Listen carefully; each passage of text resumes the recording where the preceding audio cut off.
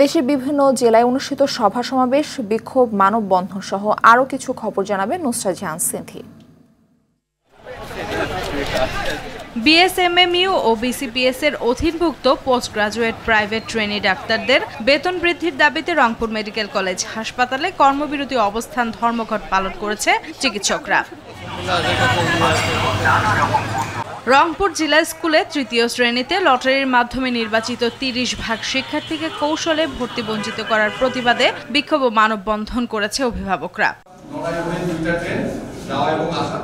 সংবাদ সম্মেলন করে ৬ দফা দাবি মানার অঙ্গীকার না করলে সর্বাত্মক কর্মসূচি দেওয়ার ঘোষণা দিয়েছে বৃহত্তর যশোর রেল যোগাযোগ উন্নয়ন সংগ্রাম কমিটি।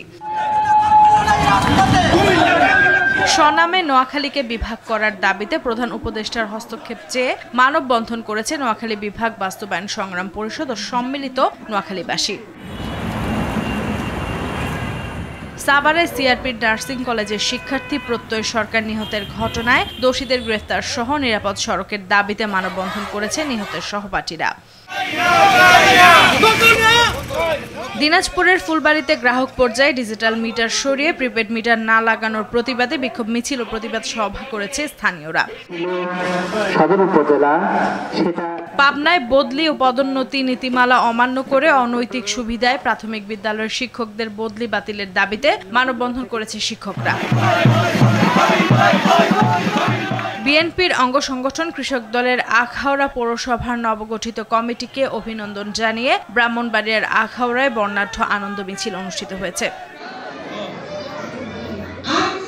ঠাকুরগাঁও পৌরসভার ১১ নম্বর ওয়ার্ড রোডের ইসলামনগর এলাকায় বিএনপির বর্ধিত সভা অনুষ্ঠিত হয়েছে। ঠাকুরগাঁয়ে যানজট নিরসন ও সড়ক দুর্ঘটনা রোধে চালকদের রক্ত পরীক্ষা ও সড়ক পরিবহন আইন বিষয়ক প্রশিক্ষণ দেওয়া হয়েছে। বরিশালের বাবুগঞ্জে অসহায় দরিদ্র পরিবারের মাঝে শীতবস্ত্র বিতরণ করেছে বাংলাদেশ আইনজীবী ফোরামের সহ সম্পাদক ব্যারিস্টার মনিরুজ্জামান আসাদ। টাঙ্গাইলের দেলদুয়ারে বারোপাখিয়া তরুণ প্রজন্ম সংগঠনের ৪র্থ প্রতিষ্ঠা বার্ষিকী উপলক্ষে ৩ শতাধিক পরিবারের মাঝে শীতবস্ত্র বিতরণ করা হয়েছে। টাঙ্গাইলের কালীহাতিতে আনোয়ারা হাশেম মেমোরিয়াল উচ্চ বিদ্যালয় মাঠে আরাফাত রহমান কোকো স্মৃতি ফুটবল টুর্নামেন্ট অনুষ্ঠিত হয়েছে। কুষ্টিয়ার ভেড়ামারায়ও কোকো স্মৃতি মহিলা ফুটবল খেলা অনুষ্ঠিত হয়েছে। বরিশালে প্রতি বছরের মতো এবারও ২০২৪ সালে এইচএসসি পরীক্ষায় জিপিএ 5 পাওয়া ৫০০ শিক্ষার্থীদের বিশ্ববিদ্যালয় পরিক্রমার উদ্যোগে সংবর্ধনা দেওয়া হয়েছে। নারায়ণগঞ্জের সোনারগাঁয়ে বুরুমদি ALMH উচ্চ বিদ্যালয়ে এসো মিলি প্রাণের স্পন্দনে শিরোনামে ৬০ বছর পূর্তি উপলক্ষে হীরক জয়ন্তী উদযাপিত হয়েছে। ময়মনসিংহে ব্ল্যাক বেঙ্গল ছাগলের বাচ্চার গর্ভাবস্থায় মায়ের খাদ্য শক্তি ও আমিষের প্রভাব বিষয়ক দিনব্যাপী কর্মশালা অনুষ্ঠিত হয়েছে। সুনামগঞ্জ প্রেস ক্লাবের নবনির্মিত কার্যালয়ের উদ্বোধন ও শীতকালীন পিঠা উৎসব অনুষ্ঠিত হয়েছে।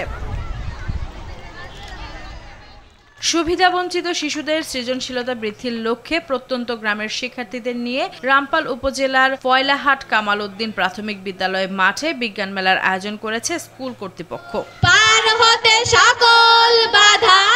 নুসরাত জাহান সিন্ধি, RTV।